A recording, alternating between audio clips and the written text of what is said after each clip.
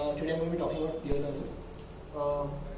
Before I begin talking about peer learning, just one question that I'd like to ask you all.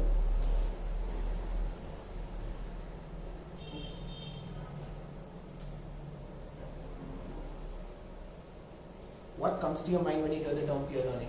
Just something I would like everyone to share, just one word. What do you think about the word peer learning itself? And what is the first thing that comes to your mind? It could be anything, just an idea, an experience, whatever. Listening to other perspectives. Comfortable. Noisy.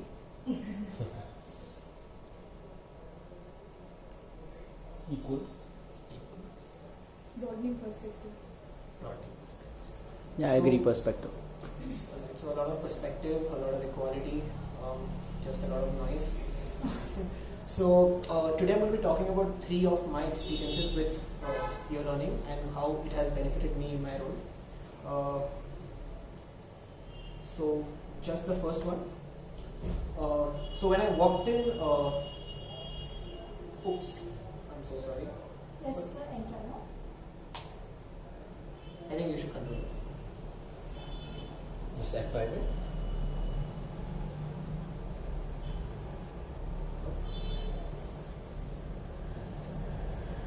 When I walked into the classroom almost 1.5 years back, I walked into a classroom in Kondwa, and when I did walk in, there was a class of 70 students, and I was unaware of what I had signed up for. I had 2 strong co-fellows, one of them who is sitting here. So I think a lot of the first 2-3 months were a lot of struggle. It was just me going into the classroom and not telling myself, hey, it's going to be okay, just go to the classroom. I definitely put a lot of input, but I'm pretty sure there was no output to it. I think I tried, there was a lot of Google that I used, there was a lot of just going on the net and seeing what can I do to manage a bunch of 70 kids and whatnot. But I think the most I learned was just by observing my co-fellows' classroom, just talking to them a lot. So I think that's the first place where I really realized that I can learn from just talking to people. So most of the times what used to happen was I used to teach till around 12, and from 12 to 1 I used to crib. So that and it used to really help me because they used to give me very solid advice. For example, if I knew there were certain kids that my co-fellows already dealt with, just asking them about their backgrounds really gave me a good perspective about how to deal with them. Instead of just probably I could not go on Google and then just say, hey, how do I deal with violent kids? Versus just asking my co-fellow, what do I do with him, right? So that's one place where it really helped. Secondly, just sharing best practices. Right now, I'm in a structure where there are a lot of good teachers and a lot of people, and a lot of good teachers and a good principal as well.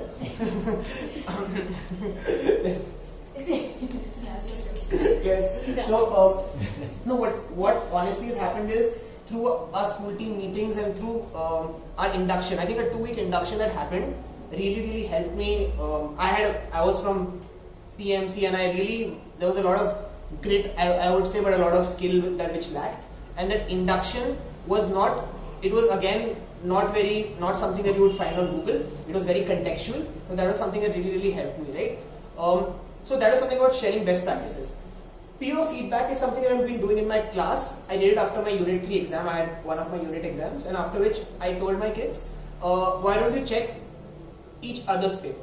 Don't check your own paper, check each other's paper and see what mistakes do you find. So I gave 3 guiding questions. Just what do you see that person has done well?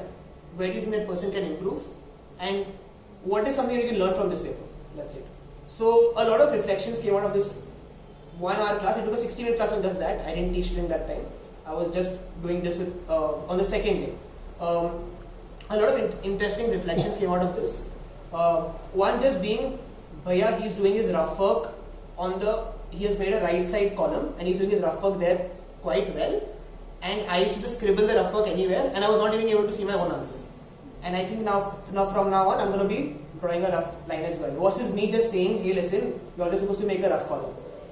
Here's where I think the learning came from, just seeing that person actually done well, somebody would probably got a 35 on 40 and somebody would got a 15 on 40 saying, hey, I can actually see and understand this paper, versus saying that, hey, I could not understand my own paper, right? Second thing that I saw came out of the peer feedback was, I think it was around Bhaiya, he was writing steps, and I could understand what he had done. I was not writing steps. Very simple things which I keep repeating all the time. You need to write steps, you need to do these things. But just making them learn from each other helped a lot, versus me just keep constantly iterating, hey guys, draw a rough margin, hey guys, write the steps. Here's where I felt this was much more effective than just me just talking, right? The second thing that really worked out for me has been 3D spaces. So this was something that I started, me and my flatmate, another fellow, started around 6 months back. The idea around 3D spaces was just having these dinner conversations. Like we have a lot of conversations around dinner, which like move on, like just education, philosophy, a lot of spirituality, a lot of all of those things, right? And what would you call even a 2 a.m. conversation, right? That used to happen a lot, and we felt as though we were learning something from it, right? Like every time I was speaking about, hey, you know what, I did this in my classroom, and he was like, hey, I did X or Y in my classroom. We learned from each other, right? We decided, why not just open up the space for more people to come? So that was the initial idea. But there have been 8 3D spaces so far, and with each space we have learned a lot. I think one of the biggest learning that's come from that space is we asked questions like, what purpose do schools serve in a society, to what is worth teaching? Now, obviously such questions, I think all of us know we're not going to get answers to it in that space, but the idea was not that. The idea was to arouse that thinking, like just that perspective, like for example, if there are 20 people sitting, trying to say what is worth teaching, I'm pretty sure somebody might just say something just contrasting to what my perspective was. And just building on that, right? Like if just me and Karan are discussing versus 20 other people discussing, that really helped us like understand and look through the same thing from multiple perspectives. Also, the second thing was, through the first 7 spaces we realized a lot of our discussions did have an element of ideation, but it still seemed a little vague, right? So in the 8th one, which just happened a couple of weeks ago, we decided to try out a different model around which we would focus on problems which currently exist in education. The first 30 odd minutes would be around just like talking about the problem, while the next 1 or 1.5 hours would focus on actually trying to design solutions. Now what I've actually, something that I've learned is, our school operates in a way in which we focus a lot on PED. There's a very strong, heavy focus on PED. My roommate, who's Karan, their school focuses a lot on culture. That's something that I've seen. Like this, I've actually observed him talking about how is something being dealt with versus how we teach things, right? Something that we actually are strong in. So I was like, why not have these 2 schools talk to each other more often or observe each other's classrooms more often? That's something that just came to my head at that point. And it wouldn't have happened again by me Googling or reaching out to somebody. So I think that's been the crux of this space. And I think it's been a fantastic learning for me in just understanding that not every knowledge can be just seen, read, or just like delivered. It needs to be just understood. So that's something that I learned through 3D spaces. And the third one has been student council. Not student council, just around this one event which happened, which is called Voice and Choice. So I was working with 5 kids who are part of the student council, right? And we were to design an action plan around a vision, a goal, all the problems, and design all the solutions, right? There was a very intense process, and for the first time, these guys were like, oh God, we're actually looking at solving a problem in our school. We worked for around 3 to 4 days, that's it.